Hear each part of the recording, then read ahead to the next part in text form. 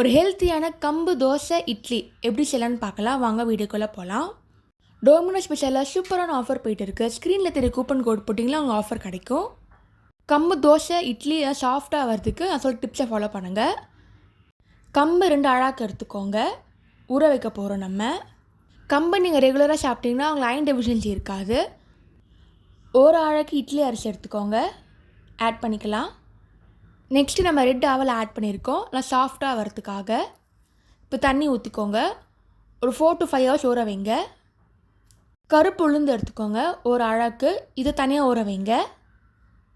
1 spoon வெந்தயம் add பண்ணிக்கோங்க. இதுவும் 4 to 5 hours ஊறட்டும். இப்போ நல்லா ஊறிடுச்சு. இப்போ அரைக்க வேண்டியது தான். ஃபஸ்ட்டு கருப்பு உளுந்தை எடுத்துக்கலாம். நல்லா திக் பேஸ்ட்டாக அரைச்சிக்கோங்க. தண்ணி கொஞ்சமாக ஊற்றுங்க. இந்த மாதிரி திக்காக இருக்கணும்.